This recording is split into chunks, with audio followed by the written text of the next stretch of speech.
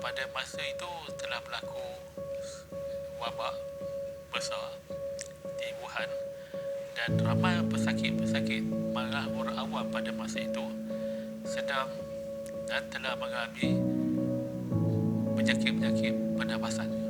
Daripada situlah mula namanya COVID-19 tahun 2019, Coronavirus 2019.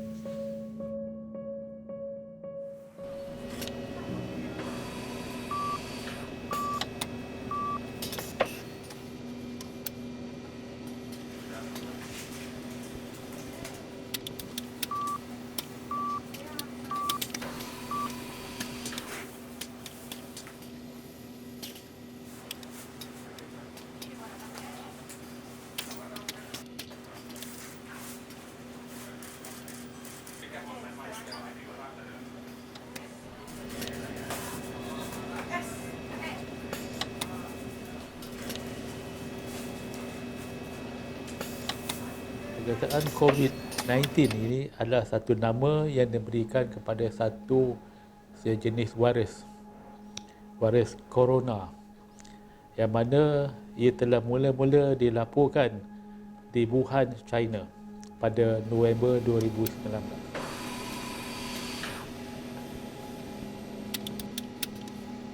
Di peringkat hospital, pesakit-pesakit COVID dirujuk daripada klinik-klinik kesihatan berhampiran ataupun daripada pengamal-pengamal perubatan swasta, daripada klinik swasta dan daripada hostel swasta. Pesakit-pesakit yang mengalami kesukaran bernafas, mereka rujuk kepada kita di Hospital Kuala Lumpur dan kita buat saringan dahulu. Kita buat ujian throat swab, nasal swab, nak pasti sama ada positif atau tidak. Pada permulaannya adalah ward yang kosong. Apabila ward COVID diperlukan di HKL, dijadikan khas untuk COVID patient. Ketika pada permulaannya lelaki lebih ramai pesakit daripada perempuan. Apabila dalam masa 2 minggu, kalau tak silap saya lah, bila perempuan lebih ramai, dan keperluan diperlukan ward 26 ini ditukar sebagai ward perempuan. Sejak berlakunya kes COVID ni lah, so kita pun bertugas boleh katakan setiap hari. Kadang ada certain tu macam minggu pertama COVID tu, kita di perhubungan awam ataupun unit kursi korporat, kita bertugas 7 hari seminggu tanpa cuti lah. Tapi bila start COVID ni dia berbeza. Di laluan tu busy dengan kita punya petugas pula. Jadi petugas yang keluar masuk wardnya dengan pakaiannya berlainan sikit. Tapi bila berlaku kes COVID ni, situasinya berlainan.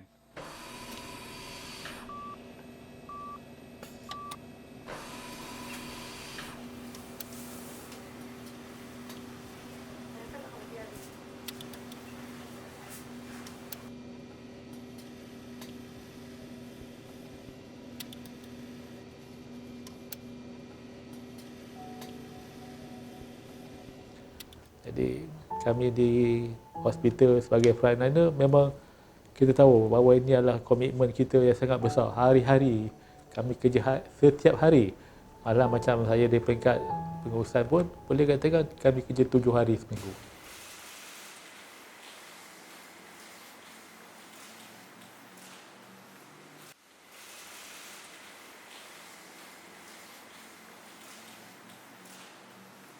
Sebelum masuk, doktor dan nurses perlu memakai PPE. Kebanyakan staf yang masuk ke dalam, kita minta mereka memakai N95 untuk mengelakkan berlaku infection lah di kalangan mereka. Dan juga kita ada shoot cover, kita ada boot cover dan sebagainya lah untuk persiapan mereka. Pastikan mereka mengikut step.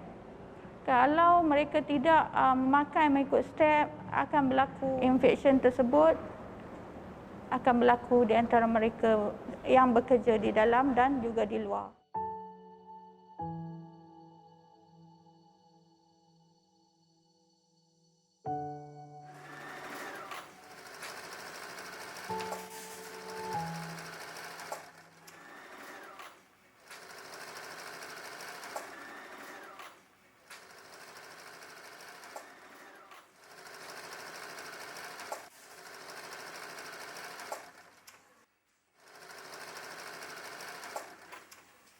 Kita tahu kan sekarang ni musim COVID dan HKL lah memainkan peranan yang penting, dan kita membuat inisiatif ni daripada unit kawalan infeksi. Jadi library mengambil inisiatif ni lah sebagai kita panggil sokongan sosial kita bagi pada jabatan kita dan menyediakan start bermulanya COVID masa pada bulan 3 dan sebulan lebih lah kita jadikan perpustakaan sebagai pembuatan PPE frontliner ward COVID daripada perpustakaan, tempat rujukan, rujukan bahan. Di sini ada bilik komputer, zon cyber untuk pakar-pakar, doktor-doktor merujuk, dan sekarang kita jadikan pusat menjahit.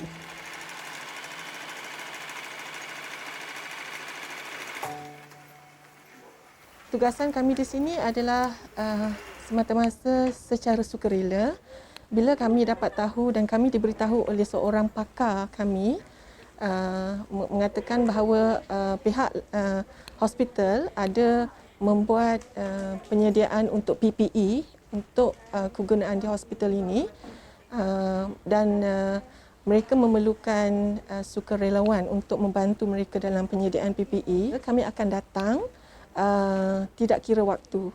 Kalau seawal 8.30 kami akan berada di sini, dan ada juga di kalangan kami yang hadir semasa hujung minggu mengikut ke lapangan masing-masing. Tidak ada paksaan, tidak ada jadual pengiliran. Ini adalah semata-mata sukarela untuk hadir membantu.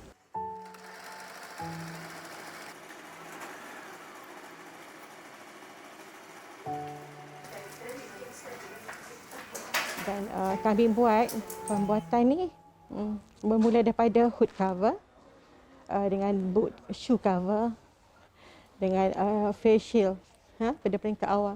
Ramai yang datang menjahit, kebanyakan daripada doktor, daripada staff semualah, nurses, daripada PPK, semua turun daripada setiap jabatan. Kebanyakan datang menjahit. Yang tak pandai jahit semua pandai menjahit. Banyak tu memang banyak. Kalau nak kira, kalau kita buat sendiri sebelum ni untuk pemakaian kelengkapan hood dengan shoe cover lebih daripada 400 sehari kita boleh hasilkan. Tapi sekarang ni memang banyaklah. Sebab daripada luar pun kadang 1000 ada dalam satu hari, 700, 500 lebih. Tapi mesti tak cukup lah. Tapi alhamdulillah dengan agaknya sebab datang keseronokan nak menolong, membantu tu, kekuatan tu, kemahiran tu Allah bagi. Yang itu, dan kita pun kagum dengan diri kita masing-masing kat sini kan, yang boleh membantu dalam jahitan. Tapi yang selama yang dia lama tak pegang mesin pun, apabila mereka tengok benda ni bertimbun-timbun ni, macam mana kami boleh bantu, di situ datang semangat, datang kekuatan. Tak apalah, kita cuba. Tapi sekali dia orang cuba, bila dia orang dah dapat dia punya momentum tu, mereka rasa amat mereka diperlukan di sini.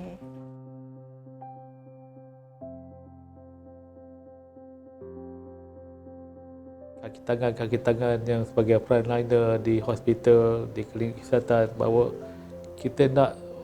memang kita nak lihatkan bahawa keadaan ini dapat dikawal. Kita harapkan tidak berlaku kurang kematian dan sebagainya. Mobiliti dalam hospital kita dapat kurangkan. Ini untuk kebaikan kita bersama. Semoga barisan frontliner di sini tetap kuatlah, cekal dalam menghadapi wabak COVID-19 ini. Semoga kami di HKL ini terus kuat dan tabah menghadapi ujian ini. Dan kami terus bersemangat membantu untuk menyediakan pembuatan PPE frontliner ni. Kami dapat membuat sebanyak mana yang boleh sepanjang PPE ini diperlukan. Selagi ada tugas di sini, insya-Allah, selagi itu ya kami dan pasukan kami lah ramai yang turun untuk membantu. Mengharapkan pertolongan yang sedikit ini dapat memberi satu impak yang besar kepada keperluan PPE untuk Hospital Kuala Lumpur. Tolong duduk di rumah, patuhi garis panduan dah ditetapkan oleh kerajaan dan keluar rumah tu jika perlu sahaja dan jika ada hal penting lah. Kalau tak ada apa-apa tu, tolonglah duduk di rumah. Kesianlah untuk frontliner, petugas barisan hadapan yang telah betul-betul rumus hampir sebulan, saya rasa dah lebih sebulan dah mereka bertugas. Jadi ambil ini sebagai satu pengajaran lah.